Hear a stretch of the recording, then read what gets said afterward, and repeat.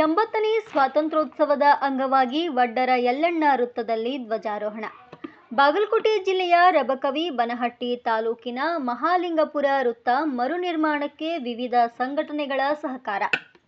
ಶಬ್ದವೇದಿ ಪರಿಣಿತ ಬೆಳವಡಿ ವಡ್ಡರ ಯಲ್ಲಣ್ಣ ವೃತ್ತವನ್ನು ಮರು ನಿರ್ಮಾಣಗೊಳಿಸಿ 80ನೇ ಸ್ವಾತಂತ್ರ್ಯೋತ್ಸವದ ಅಂಗವಾಗಿ ವಿವಿಧ ಸಂಘಟನೆಗಳ ಮುಖಂಡರು ಹಾಗೂ ಸಮಾಜದ ಗಣ್ಯರು ಸೇರಿ ಧ್ವಜಾರೋಹಣ ನೆರವೇರಿಸಿದರು. ಕಾರ್ಯಕ್ರಮದಲ್ಲಿ ಕರ್ನಾಟಕ ನೇಕಾರರ ಸಂಘಟನೆಯ ರಾಜ್ಯಾಧ್ಯಕ್ಷರಾದ ಶಿವಲಿಂಗ ಟಿರ್ಕಿ, ರೈತ ಮುಖಂಡರಾದ ಬಂದೂಕ್ ಪಕಾಲಿ, ಶಿವಸೇನಾ ಪಕ್ಷದ ಜಿಲ್ಲಾಧ್ಯಕ್ಷರಾದ ನಾಗರಾಜ್ ಭಜಂತ್ರಿ, ಕುರುವಿನ ಶೆಟ್ಟಿ ಸಮಾಜದ ಹಿರಿಯರಾದ ಗಿರಮಲ್ಲಪ್ಪ ಬರಗಿ, ಕರ್ನಾಟಕ ರಕ್ಷಣಾ ವೇದಿಕೆಯ ಸದಸ್ಯರಾದ ಡಾಕ್ಟರ್ ಶಂಕರ್ ಹುಕ್ಕೇರಿ ಹಾಗೂ ಕಿರಣ್ ಬುದ್ನಿ ಸೇರಿದಂತೆ ಹಲವರು ಉಪಸ್ಥಿತರಿದ್ದರು.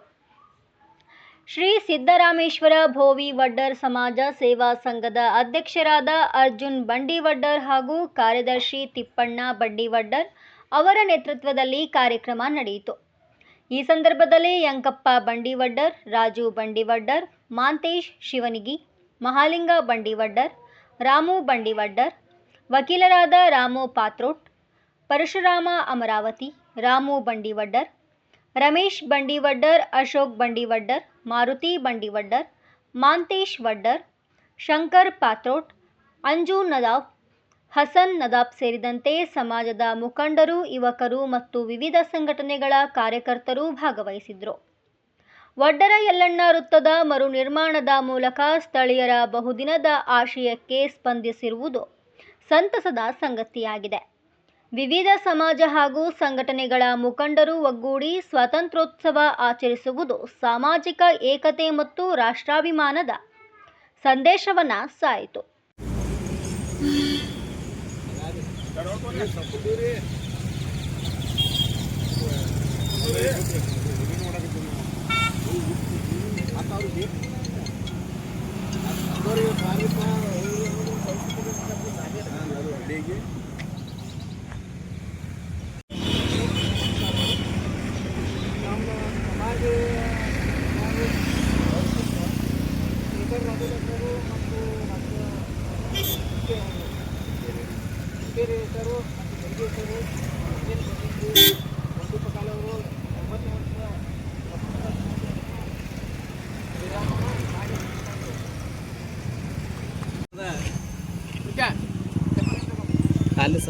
ಸ್ವತಂತ್ರ ಹೋರಾಟಗಾರರಾದಂಥ ವಡ್ಡರ ಯಲ್ಲಣ್ಣವರ ವೃತ್ತದಲ್ಲಿ ದೇಶದ 80ನೇ ಸ್ವತಂತ್ರ ದಿನಾಚರಣೆಯನ್ನು ನಾವೆಲ್ಲರೂ ಸೇರಿಕೊಂಡು ಭಾಳಷ್ಟು ಅದ್ದೂರಿಯಿಂದ ಆಚರಣೆ ಮಾಡ್ತಾ ಇದ್ದೀವಿ.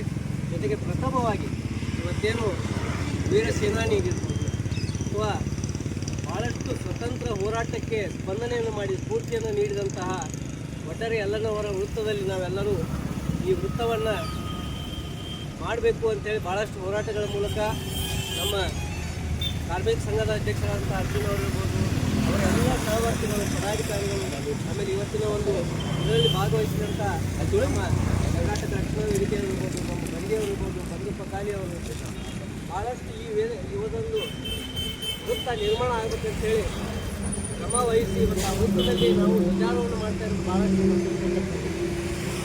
ಆದಮೇಲೆ ದೇಶದ 80 ವರ್ಷಗಳಿಂದ ನಾವೆಲ್ಲರೂ ಸ್ವತಂತ್ರವನ್ನು ಪಡ್ಕೊಂಡಿವಿ ಅಂತೇಳಿ ಅನಿಸ್ಕೊಂಡಿದೆ, ಆಚರಣೆ ಮಾಡ್ತೀವಿ. ಆದರೆ ನಾವು ಇನ್ನೂ ಸ್ವತಂತ್ರ ಆಗಿಲ್ಲ. ಯಾಕಂದರೆ ಇವತ್ತಿನ ಪರಿಸ್ಥಿತಿ ನೋಡಿದ್ವಿ ಅಂದರೆ ಭಾಳಷ್ಟು ಶ್ರಮ ಪಟ್ಟಷ್ಟು ನಾವು ಬದುಕನ್ನು ಸುಶಿಕ್ಷಿತವಾಗಿ ಆರ್ಥಿಕ ಸಬಲತೆಯಿಂದ ಔದ್ಯೋಗಿಕ ಸಬಲತೆಯಿಂದ ನಡೆಸೋಕ್ಕಾಗಬೇಕು.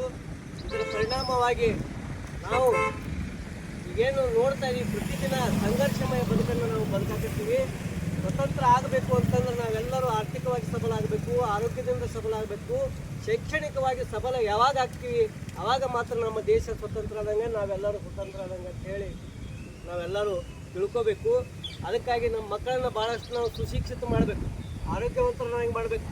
ಮುಂದಿನ ದಿನಮಾನಗಳಲ್ಲಿ ನಾವೆಲ್ಲರೂ ಆರ್ಥಿಕವಾಗಿ ಸಬಲ ಆಗುವಂತಹ ಒಂದು ಯೋಜನೆಗಳನ್ನು, ಕೆಲಸಗಳನ್ನು ನಾವು ಮಾಡಿಕೊಂಡು ನಮ್ಮ ಮಕ್ಕಳನ್ನು ಸುಶಿಕ್ಷಿತರನ್ನಾಗಿ ಮಾಡಿ ಸಂಸ್ಕೃತಿಯನ್ನು ಕೊಡೋದ್ರ ಜೊತೆಗೆ ನಾವೆಲ್ಲರೂ ಈ ಸ್ವತಂತ್ರ ದಿನಾಚರಣೆಯನ್ನು ಪ್ರತಿದಿನ ನಾವೆಲ್ಲರೂ ಸ್ವತಂತ್ರ ಆಗುವ ನಿಟ್ಟಿನಲ್ಲಿ ಕಾರ್ಯಗತರಾಗಬೇಕು ಅಂತ ಹೇಳಿ ಇವತ್ತಿನ ಒಂದು ಧ್ವಜಾರೋಹಣಕ್ಕೆ ನನಗೂ ಕೂಡ ಆಹ್ವಾನಿಸಿ ಮಾತನಾಡಲಿಕ್ಕೆ ಅವಕಾಶ ಮಾಡಿಕೊಟ್ರಿ, ಧ್ವಜಾರೋಹಣ ಮಾಡಲಿಕ್ಕೆ ಅವಕಾಶ ಮಾಡಿಕೊಟ್ರಿ.